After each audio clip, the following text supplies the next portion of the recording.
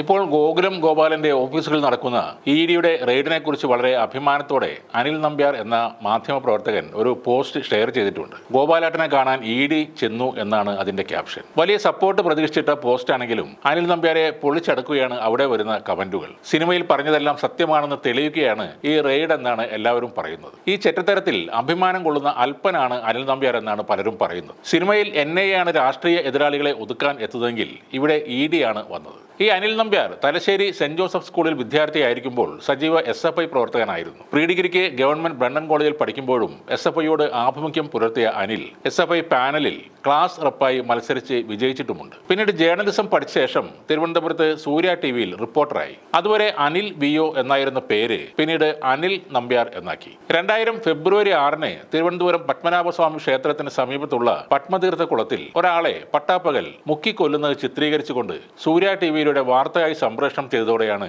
അനിൽ നമ്പ്യാർ എന്ന മാധ്യമ പ്രവർത്തകൻ കുപ്രസിദ്ധനാകുന്നത്. കേരളീയ സമൂഹം ഞെട്ടിയ ഈ വാർത്താ അവതരണത്തിന്റെ പേരിൽ അനിൽ നമ്പ്യാരും സൂര്യ TVയും ഏറെ വിമർശനങ്ങളും ഏറ്റുവാങ്ങിയിരുന്നു. പിന്നീടാണ് വ്യാജ രേഖാ കേസ് ഉണ്ടാകുന്നത്. AK ആന്റണി മന്ത്രിസഭയിലെ ടൂറിസം മന്ത്രിയായിരുന്ന KV തോമസിനെതിരെ ഒരു എക്സ്ക്ലൂസീവ് വാർത്ത അനിൽ നമ്പ്യാർ റിപ്പോർട്ട് ചെയ്യുന്നു. KV തോമസിന് 336 കോടി രൂപയുടെ അന്തർ സംസ്ഥാന ഹവാല ഇടപാടുണ്ടെന്നും കള്ളപ്പണ റാക്കറ്റുകളുമായി ബന്ധമുണ്ടെന്നും അക്കാര്യങ്ങൾ കേന്ദ്ര ഏജൻസികൾ അന്വേഷിക്കുകയാണെന്നുമായിരുന്നു ഈ വാർത്തയിലെ ഉള്ളടക്കം. ഈ വിഷയത്തിൽ ഇന്റലിജൻസ് DGP മുഖ്യമന്ത്രിയുടെ ഓഫീസിലേക്ക് അയച്ച റിപ്പോർട്ട് എന്ന് പറഞ്ഞുകൊണ്ട് ഒരു രേഖയും അനിൽ നമ്പ്യാർ സൂര്യ TVയിൽ സംപ്രേഷണം ചെയ്തു. മന്ത്രി ഉടൻ രാജിവെക്കേണ്ടി വരുമെന്നും KV തോമസ് ഒഴിയുന്ന കസേരയിലേക്ക് I ഗ്രൂപ്പ് MLA ആയിരുന്ന ശോഭന ജോർജ് മന്ത്രിയാകും എന്നുമായിരുന്നു വാർത്ത. KV തോമസും മുഖ്യമന്ത്രി AK ആന്റണിയും അനിൽ നമ്പ്യാർ പുറത്തുവിട്ട ആ രേഖ വ്യാജമാണെന്ന് പ്രഖ്യാപിക്കുകയും അന്വേഷണത്തിന് ഉത്തരവിടുകയും ചെയ്തു. അനിൽ നമ്പ്യാർ, ശോഭന ജോർജ്, തനിനിറം പത്രത്തിന്റെ ലേഖകൻ R ജയചന്ദ്രൻ, അനിൽ ശ്രീരംഗം എന്നിവരായിരുന്നു കേസിലെ പ്രതികൾ. അതോടെ അനിൽ നമ്പ്യാർ ഒളിവിൽ പോയി. 20 ദിവസം ഒളിവിൽ കഴിയവേ മാധ്യമപ്രവർത്തകരെ ചിലർ അനിലിനെ പിന്തുണച്ച് രംഗത്ത് വന്നു. കീഴടങ്ങിയാൽ മാപ്പുസാക്ഷിയാക്കാമെന്ന് പോലീസ് വാഗ്ദാനം ചെയ്തതോടെ അനിൽ നമ്പ്യാർ കീഴടങ്ങി. ശോഭന ജോർജിന്റെ നിർദ്ദേശപ്രകാരമാണ് വാർത്ത നൽകിയതെന്ന് മൊഴിയും നൽകി. ശോഭന ജോർജിന്റെ രാഷ്ട്രീയ ഭാവിയും അതോടെ ഇല്ലാതായി. ചെങ്ങന്നൂരിൽ നിന്ന് തുടർച്ചയായി 3 വട്ടം ജയിച്ച ശോഭനയ്ക്ക്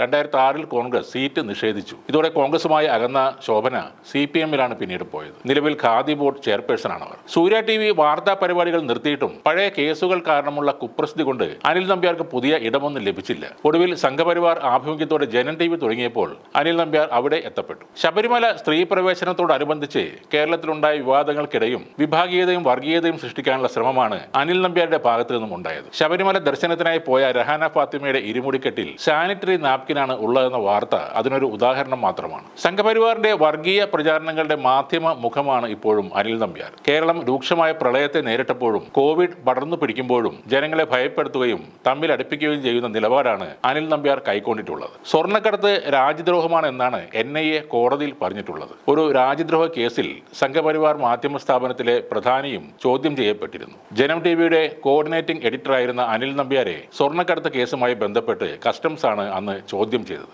ആ അനിൽ നമ്പ്യാരാണ് ഇപ്പോൾ ഗോകുലം ഗോപാലിനെ പരിഹസിക്കാൻ വേണ്ടി ഫേസ്ബുക്കിൽ പോസ്റ്റ് ഇട്ടിരിക്കുന്നത്.